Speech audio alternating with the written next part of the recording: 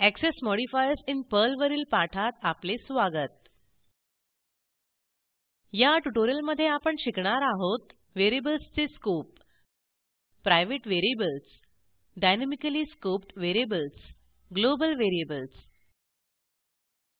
या पाठासाठी वापरणार आहोत Ubuntu Linux 1204 operating system, Perl 5142 आणि गेडीत हा टेक्स्ट एडिटर. तुम्ही तुमच्या आवडीचा टेक्स्ट एडिटर वापरू शकता. तुम्हाला पर्ल प्रोग्रॅमिंगचे प्राथमिक ज्ञान असावे. नसल्यास संबंधित पाठांसाठी येथे दाखवलेल्या आमच्या वेबसाईटला भेट द्या.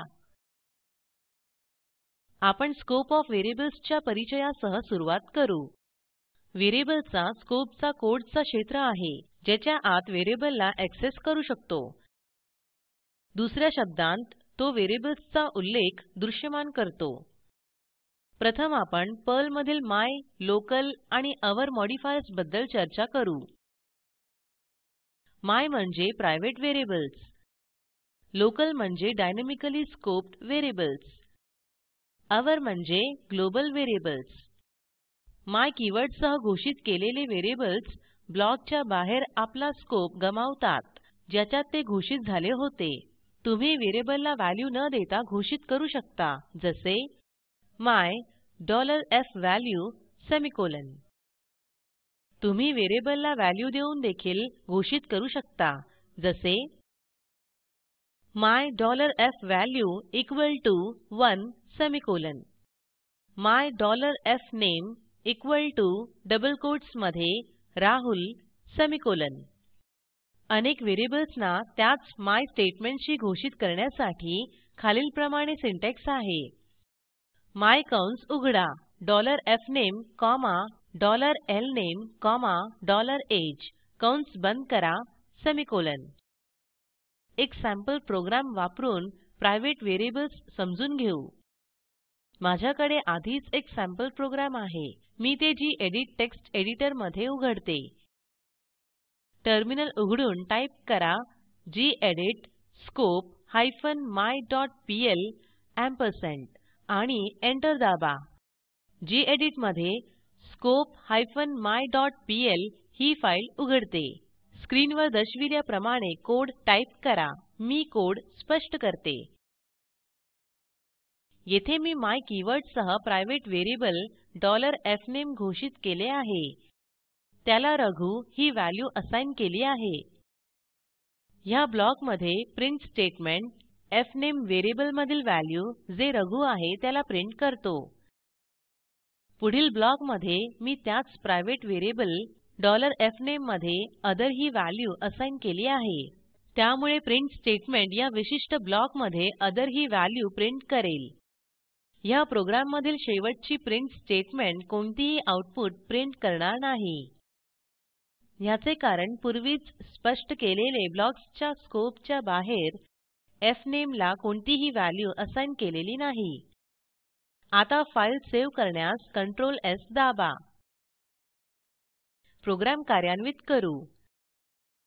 टर्मिनलवर परत जाऊन टाईप करा पर्ल स्कोप -my.pl आणि एंटर दाबा.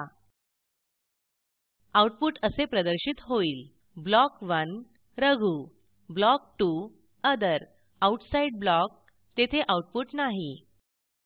त्यामुळे माय व्हेरिएबलचा स्कोप फक्त एका विशिष्ट कोडच्या ब्लॉकमध्ये ऍक्सेस केला जातो. अस्तित्वात असलेल्या प्रोग्रामला थोडे बदलूया. शेवटच्या प्रिंट स्टेटमेंटच्या आधी ब्लॉक्सच्या बाहेर my $fname equal to double quotes मध्ये जॉन सेमिकोलॉन समाविष्ट करूया. केलेले बदल सेव्ह करा. टर्मिनलवर परत जाऊन आधीसारखे कार्यान्वित करा. प्रदर्शित आउटपुटचे विश्लेषण करा. आशा करते की तुम्ही वापरत असलेली माय व्हेरिएबलचे स्कोप ब्लॉकच्या आत आणि बाहेर समजून घेतले. पुढे आपण पर्लमधील डायनॅमिकली स्कोप्ड व्हेरिएबल बद्दल पाहू. लोकल कीवर्ड हे ग्लोबल व्हेरिएबलला तात्पुरती स्कोप देईल. मूळ ब्लॉकमधून कॉल केलेल्या कोणत्याही फंक्शनला व्हेरिएबल दृश्यमान होतो. तुम्ही लोकल व्हेरिएबल असे घोषित करू शकता. Local $fvalue equal to 100 semicolon local $fname equal to double quotes मध्ये राकेश सेमिकोलॉन एक सॅम्पल प्रोग्राम वापरून हे समजून घेऊ टर्मिनल उघडून टाईप करा गेडीत स्कोप हायफेन लोकल.pl एम्परसँड आणि एंटर दाबा गेडीत मध्ये स्कोप हायफेन लोकल.pl फाईल उघडेल स्क्रीनवर दर्शविल्याप्रमाणे कोड टाईप करा मी कोड स्पष्ट करते येथे पहिल्या ओळीत आपण एक व्हेरिएबल $fname घोषित करून त्याला इनिशियलाईज केले आहेत फंक्शन वेलकमच्या आत आपण त्याच नावाचे लोकल व्हेरिएबल $fname घोषित केले व्हेरिएबल नावाच्या आधी लोकल कीवर्डकडे लक्ष द्या आणि आपण या व्हेरिएबलला राकेश ही व्हॅल्यू असाइन केली आहे त्यामुळे मुळात फंक्शन वेलकमच्या आत $fname एक नवीन तात्पुरते लोकल व्हेरिएबल म्हणून बदलला आहे नंतर हेल्लो हे फंक्शन कॉल केले जाईल येथे हेल्लो चे फंक्शन डेफिनेशन आहे प्रोग्रामच्या शेवटी आम्ही दोन्ही फंक्शन वेलकम आणि हेल्लो कॉल करीत आहोत आता प्रोग्राम सेव्ह करण्यास Ctrl S दाबा प्रोग्राम कार्यान्वित करू टर्मिनलवर परत जाऊन टाईप करा Perl scope hyphen local dot PL आणि एंटर दाबा आऊटपुट असे प्रदर्शित होईल hello Rakesh hello welcome T O spoken tutorials आपण आऊटपुट समजून घेऊ जेव्हा वेलकम फंक्शन कॉल केले जाते तेव्हा हेल्लो फंक्शन त्याच्या आत लोकल व्हेरिएबलला ऍक्सेस करतो वेलकमच्या आत $fname ची व्हॅल्यू राकेश आहे यानंतर पुन्हा एकदा हेल्लो फंक्शन $fname व्हेरिएबलला ऍक्सेस करतो पण यावेळी ह्या $fname व्हेरिएबलला वेलकम टीओ स्पोकन ट्युटोरियल्स हे इनिशियलाईज्ड केले आहे वेलकम फंक्शनच्या आत $fname लोकल व्हेरिएबल ऍक्सेस होत नाही याचा अर्थ असा की लोकल व्हेरिएबल वेलकम ब्लॉकला सोडल्यानंतर स्कोपला पुन्हा संचित करतो पुढे आपण पर्लमधील ग्लोबल व्हेरिएबल्स बद्दल पाहू प्रोग्राममध्ये ग्लोबल व्हेरिएबलला कुठेही ऍक्सेस करू शकतो ग्लोबल व्हेरिएबल्स our कीवर्डसह घोषित केले जातात येथे काही उदाहरणे आहेत our $fvalue equal to 100 semicolon our $fname equal to double quotes मध्ये प्रिया सेमिकोलॉन आता ग्लोबल व्हेरिएबलच्या काम करणाऱ्या उदाहरणाकडे बघू टर्मिनलवर परत जाऊन टाईप करा gedit scope hyphen our dot PL ampersand आणि एंटर दाबा गेडीत मध्ये scope hyphen our dot PL file उघडेल मी लिहिलेले सॅम्पल प्रोग्राम स्पष्ट करेन मी पॅकेज मेन आणि ग्लोबल व्हेरिएबलला our $i म्हणून घोषित केले आणि त्याला 100 शी इनिशियलाईज केले पॅकेज फर्स्ट घोषणा पहा पॅकेज एक कोडचा संग्रह आहे ज्याला स्वतःची नेमस्पेस आहे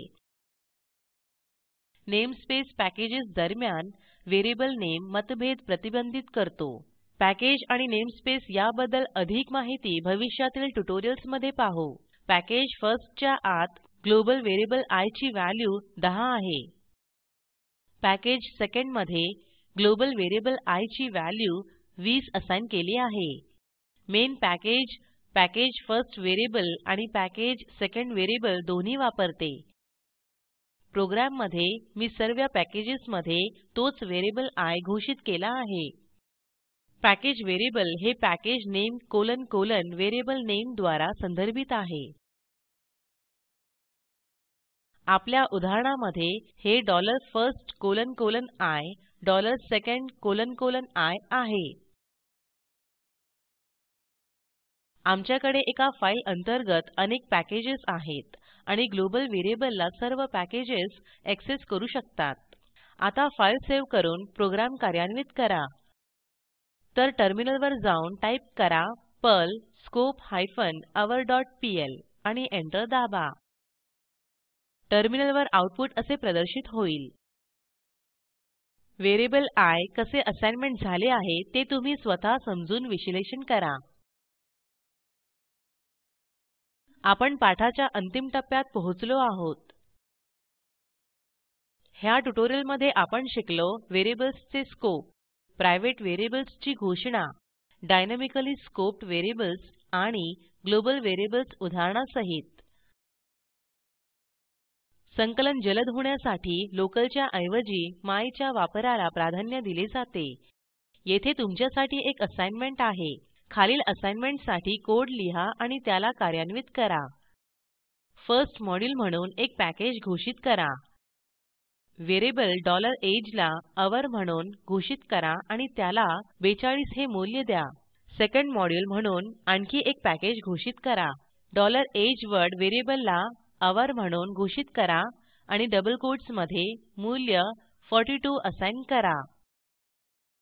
एक सबरूटीन फर्स्ट घोषित करा.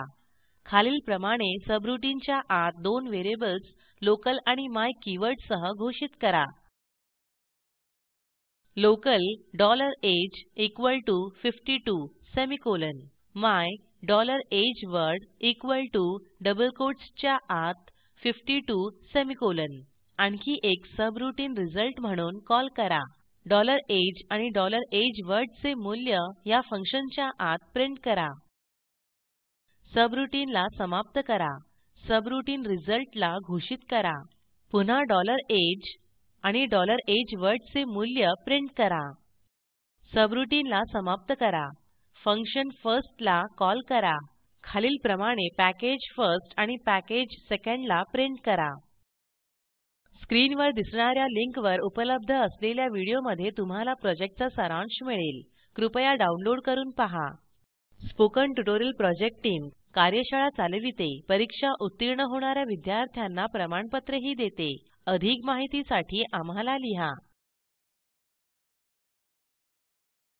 स्पोकन ट्युटोरियल प्रोजेक्टला अर्थसहाय्य NMEICT MHRD government of India ने दिले आहे. यासंबंधी माहिती पुढील साईटवर उपलब्ध आहे. मी रंजना भांबळे आपला निरोप घेते. सहभागासाठी धन्यवाद.